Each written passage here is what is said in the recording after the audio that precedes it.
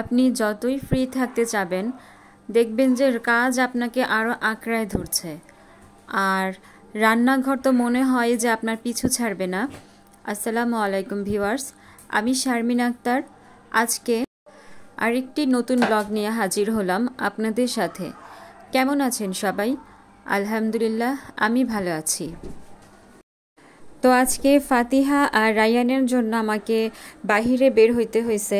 যখন বের হইছি তখন ভালোই রোদ ছিল, আসার পথে দেখি যে অনেক মেঘ হয়েছে, তো অনেক তাড়াতাড়ি রিক্সা নিয়ে বাসায় চলে আসতে হয়েছে। তো আমার ভিডিওর কোনো অংশ যদি আপনাদের ভালো লেগে থাকে আমার চ্যানেলটি সাবস্ক্রাইব করে আমার পাশে থাকবেন এবং আমার ভিডিওতে একটি লাইক দিয়ে দিবেন। তো আজকে সকাল সকালেই আমি চলে যাব 10টা থেকে মিটিং। ওইখান থেকে মিটিং শেষ হওয়ার পর আবার ফাতিহার কোচিংয়ে যেতে হবে। ফাতিহাকে যে কোচিংয়ে দিয়েছিলাম ওই কোচিং থেকে পড়াটা বুঝতেছে না, তার জন্য এখন আবার নতুন করে আরেকটা কোচিং খুঁজবো, কারণ ক্লাস 5-এ পড়ে। এখন যদি ভালো করে না বুঝে তাহলে তো সমস্যা। তাই আরেকটা কোচিংয়ে যে খোঁজ খবর নিব যে ওইটা কীরকম। আমি রায়ানের মাদ্রাসার কাছাকাছি চলে আসছি।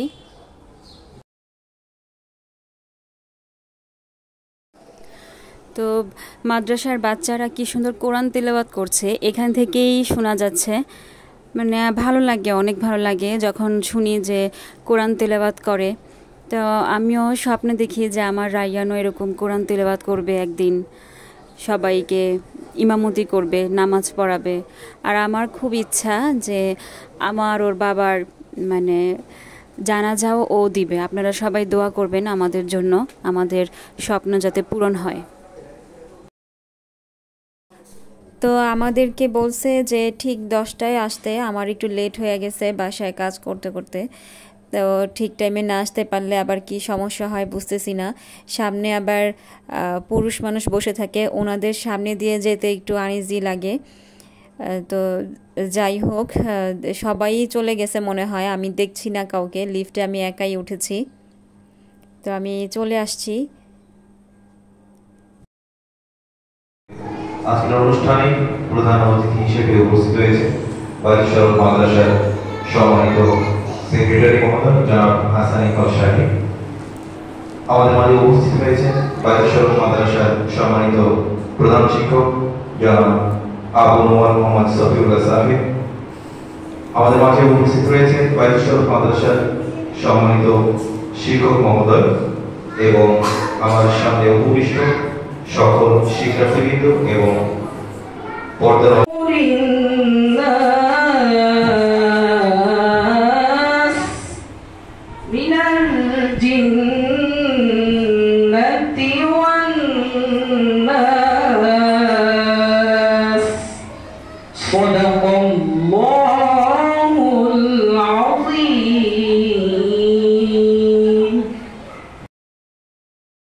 তো আলোচনা সভা প্রায় 1 থেকে 2 ঘন্টা ছিল।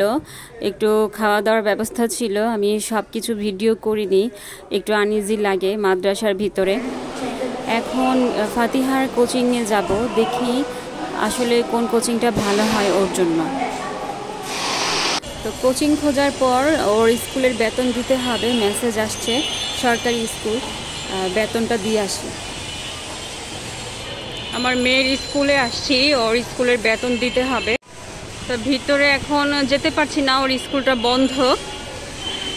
এসএসসি পরীক্ষার সিট পড়েছে, ভিতরে যেতে দিচ্ছে না। এখন আমাকে যে কোনো একটা দোকান থেকেই অনলাইনে বেতনটা দিতে হবে।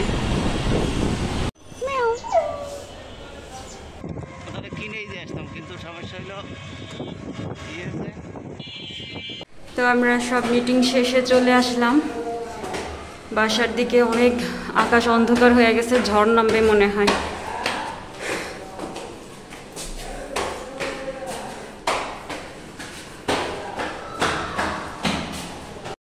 তো বাসায় এসে দেখি যে বাঁচা মাছ আনছে। এগুলো বাঁচা মাছ কাইটা কুইটা রান্না করা আসলেই অনেক ঝামেলা। তারপরে আমি মাছ ভালো কাটতে পারি না, কোনো রকম কেটে এখন রান্না করব। তো আজকে আর পেঁয়াজ বাটতে ইচ্ছে করছে না, তাই ব্লেন্ডার করে নিব। অবশ্য বেটে খাইলেই মজা লাগে সব মশলা। আজকে অনেক অলসতা লাগতেছে, অনেক জায়গায় ঘোরাফেরা করছি, মেয়ের কোচিংয়ে গেছি, রায়ানের মাদ্রাসায় গেলাম। তো আজকে ব্লেন্ডার করেই খাবো।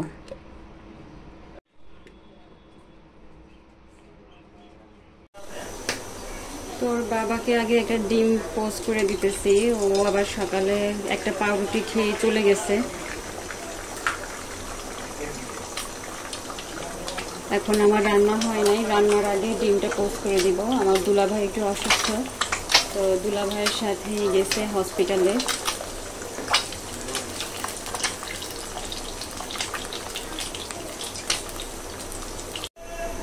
তো আমি পেঁয়াজটা ব্লেন্ডার করে নিয়েছি, একদম বেশি মিহিন হয়ে গেছে।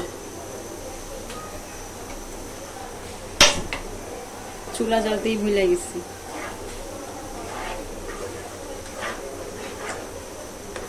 মাঝে মাঝে ভিডিও করতে গেলে অনেক কিছু ভুলে যাই এখন।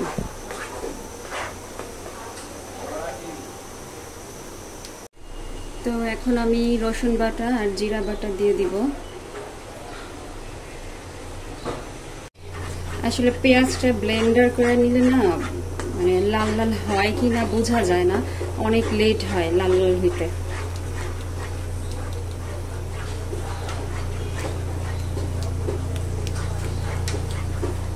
কষানো শেষ হলে সামান্য পরিমাণ হলুদের গুঁড়া আর মরিচের গুঁড়া দিয়ে দিব। কাঁচামরিচ যেহেতু দিব, তো মরিচের গুঁড়াটা বেশি দিচ্ছি না।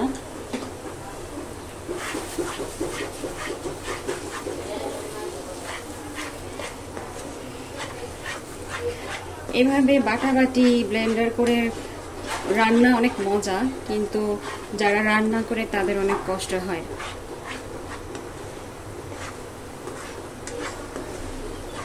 আমার শাশুড়িকে আমার শ্বশুর সব সময় এভাবে রান্না করতে বলে, তো উনি এরকম বাটাবাটি, ওনারা তো আবার ব্লেন্ডার করে না, বাটাবাটি করেই রান্না করে, তো দেখা গেল যে ওনার অনেক কষ্ট হয়। তো মশলা কষানো হতে হতে আমি ডাউলটাও একটু দেখে নিই। আজকে ডাউল রান্না করছিলাম, শুধু মাছ ভুনা দিয়ে খাওয়া যায় না, একটু পাতলা ডাউল লাগে, তো ডাউলটাও রান্না করছি। কি হয়েছে বাবা?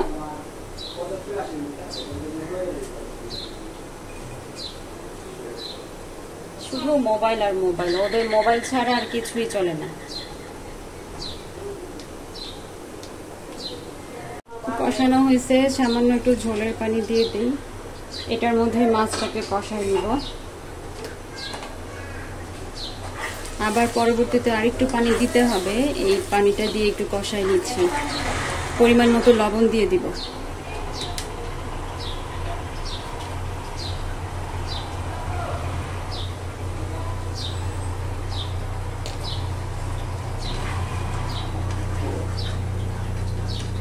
যেহেতু বাটা বা ব্লেন্ডার করে ভুনা খেতে চাই, তো আজকে সব কিছু বাটাই দিব, কোনো কিছু আমি আস্ত দিব না।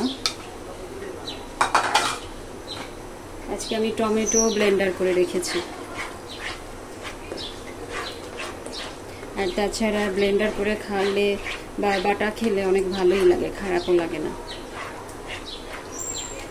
তো মাছগুলোকে আমি মাখাই রাখছিলাম, এখন একটু কষাই নিতে হবে মাছ। আমি তুলার ডান্ডি মাছও এভাবেই রান্না করেছিলাম, তো ওই দিন সবাই খেয়ে অনেক মজা পাইছিল, তো আজকেও বলতেছে সেম ভাবেই রান্না করতে।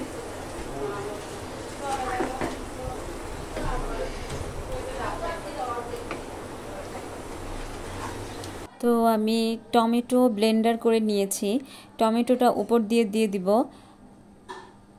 এই মাছটা একটু নরম নরম, এই জন্য খুব বেশি নাড়াবো না, অল্প একটু নাড়ায়া ঝোলের পানিটা দিয়ে দিব।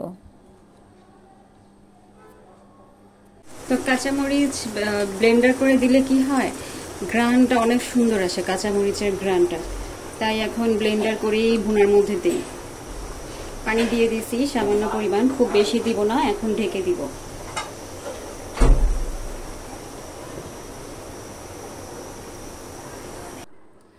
দেখতে কিছুটা গরুর গোশের মতো লাগছে, আর আমি একটু ধনিয়া পাতা দিয়ে দিচ্ছি, আর ঝোলটা কমলে আমি নামিয়ে ফেলবো।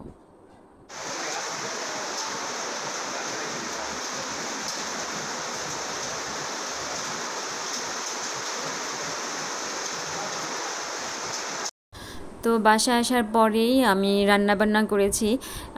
দেখি যে অনেক জোরে বৃষ্টি নামছে, যাক রায়ান আর আমি ভিজি নাই। তো আমি আজকে অনেক কাজ করে ফেলছি, শরীর একেবারে ক্লান্ত লাগতেছে। তাই ওর বাবাকে বললাম যে ভর্তাটা বানাতে। ওর বাবা ভর্তাটা বানাচ্ছে। তো ওর বাবাই এটা বানায়। এটা কি ভর্তা আপনারা খান কিনা আমাকে জানাবেন। আর তাছাড়া এটা হচ্ছে যাদের মুখে রুচি নাই তারা যদি খান সাথে সাথে রুচি ফিরে আসবে। আর ও দেখছেন কতগুলো শুকনো মরিচ দিয়ে বানাইছে, আমাদের ঘরের যারা যারা খাইছে তাদের একদম খবর হয়ে গেছে, প্রচুর ঝাল হয়েছিল। আমি মরিচটা ভেজে দিছিলাম যাতে সব মরিচ না দেয়, আমি কিছু মরিচ ফ্রিজে রেখে দিব বয়াম করে। কিন্তু ও জানে না যে আমি সবগুলো দিতে না করছি, আমি বলিও নাই। ও সবগুলো দিয়েই বানাই ফেলছে, তো এত পরিমাণ ঝাল হয়েছে। তো আমার বাঁচা মাছের ভুনাও শেষ রান্না করা। বিসমিল্লাহির রহমানির রহিম। তো এইবারের রান্নাটাও অনেক মজা হয়েছে। আর তাছাড়া যে কোনো ভুনাই যদি পেঁয়াজ বেটে মশলা বেটে দেওয়া হয় তাহলে সবার রান্নাই মজা হবে। তো আমি এখন সবাইকেই খাবার দিয়ে দিব। আর ফাতিহার বাবা আর রায়ান দাঁড়ায় দাঁড়ায় বারান্দায় বৃষ্টি দেখছিল, আমিও যাই। কি সুন্দর বৃষ্টি হচ্ছে, বাচ্চারা দেখছেন বৃষ্টির মধ্যে খেলতেছে।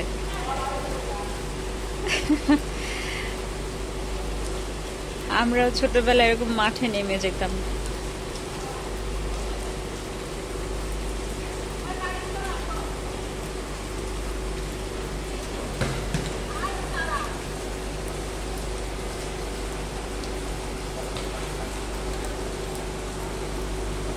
আমার গাছগুলোর কি অবস্থা, যাক ভালো হয়েছে, পুরোপুরি বৃষ্টির পানি পাইতেছে।